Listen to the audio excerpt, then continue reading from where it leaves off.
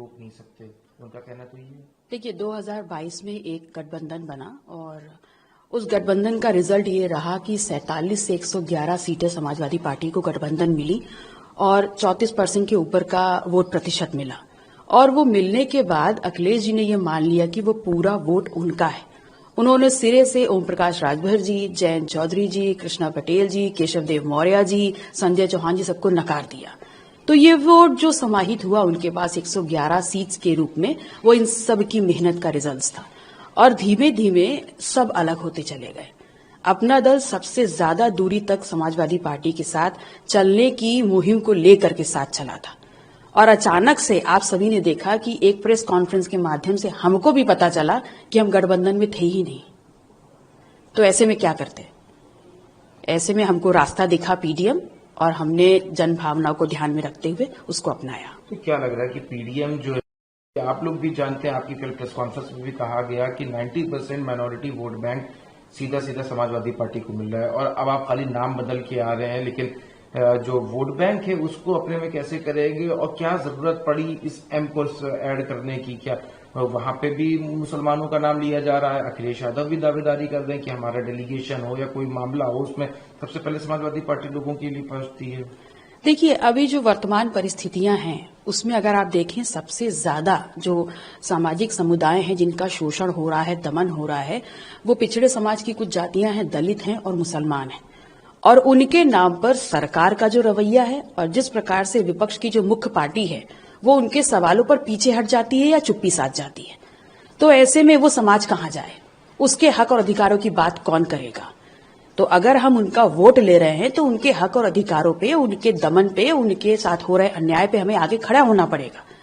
और यही जन भावना हमने लोगों के बीच में रीड करी कि उनके जायज सवालों पे कोई बोलने को तैयार नहीं है। तो अगर भावना जो लोगों की है और वो चाहते हैं कोई उनके लिए आगे बढ़े, तो हमने उन जन भावनाओं का सम्मान किया है और एक नया विकल्प दिया है। और पूरी उम्मीद नहीं, हमें पूरा मतलब विश्वास है इस बात का कि जनता हमारा साथ देगी।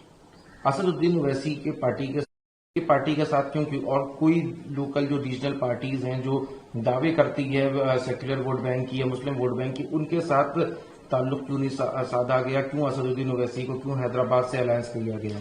देखिए ये जो पिछला दलित मुसलमान मोर्चा हमने बनाया है, इसमें कल हमारे पास मंच के 4 मुख्य पार्टी थी और हमने उस प्रेस कॉन्फ्रेंस के माध्यम से ये भी कहा कि जो भी पिछड़ा दलित मुसलमान और सामाजिक न्याय की सोच वाली तमाम पार्टियां जो हमारे साथ जुड़ करके इस मुहिम को और मजबूत करना चाहती हैं, उन सभी का हम खुले दिल से स्वागत करते हैं।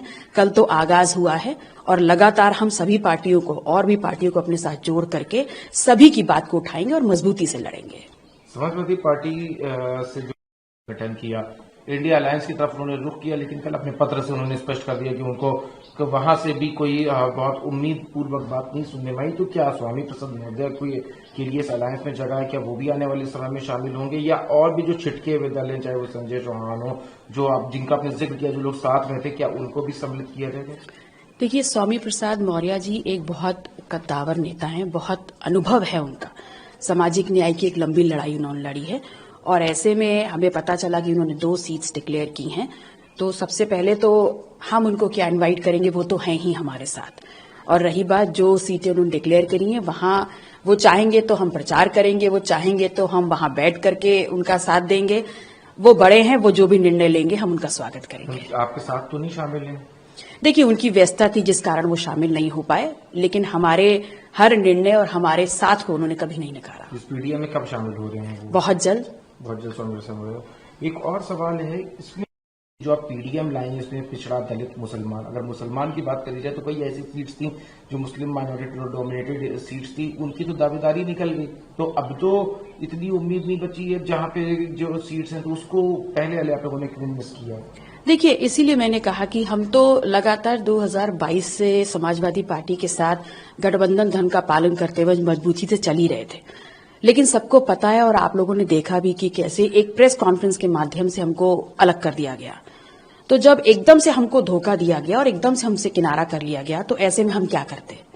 अगर उन पे हमारी डिपेंडेंसी रहती तो 7वें चरण के बाद हमको पता चलता इस असलियत का कि हम गठबंधन में नहीं नहीं है। लग रहा कि आपको साथ रहना चाहिए। आप अगर साथ जैसे हुए थे उसके बाद भी जो इंडिया गठबंधन बनाया गया था, जो एनडीए से सीधे मुकाबले करने की बात करता है, आपको उसका कहीं से सपोर्ट करना चाहिए था। आपने तो एक अलग लाइन खींच दी। अब जो वोट बैंक है वो तो इंडिया भी उसको टारगेट कर रहा है, आप भी टारगेट कर रहे हैं, तो डिवाइड ऑफ वोट होने वाला है। तो देखिए, हमने तो कहा ही था कि अगर समाजवादी पार्टी ने हमसे गठबंधन से रुख अलग कर लिया है तो इंडिया अलायंस में हमको शामिल इंडियन नेशनल कांग्रेस ने किया था। इंडिया अलायंस उन्होंने बनाया था, तो उनका दायित्व है और वो ये निर्धारित करें कि हम उस अलायंस का हिस्सा हैं या नहीं। लेकिन उनकी तरफ से भी हमें कोई जवाब नहीं मिला। तो हम राजनीतिक दल हैं, ऐसे में अगर चुनाव में हम भाग नहीं लेंगे तो फिर हम अपने पार्टी को आगे कैसे बढ़ाएंगे? तो आपकी मुख्य लड़ाई किससे है? बीजेपी से है या इंडिया अलायंस से? क्योंकि अगर आप अपना इलेक्शन आप लोग लड़ेंगे तो जो वोट बैंक है होने वाला है, तो इसमें तो आपसे ज्यादा तो उसको फायदा हो जाएगा। देखिए, हमने अपना जो मोर्चा बनाया है वो किसी के फायदे और नुकसान के लिए नहीं बनाया।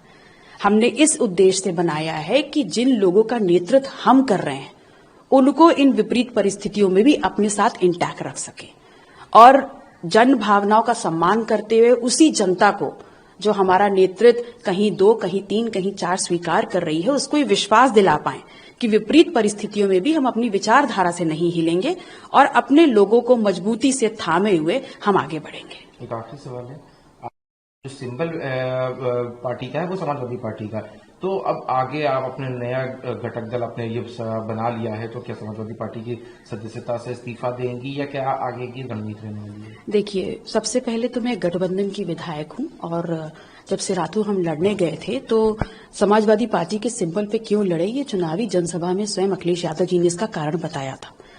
और जब हम विधायक बन गए उसके बाद आज अगर उन्होंने मुझे विधायक बनाया है तो आज वो इस्तीफा मांग लें और चाहे मुझे पार्टी से निकाल दें, ये दोनों ही अधिकार उनके पास हैं और इससे ऊपर मुझे और कुछ नहीं।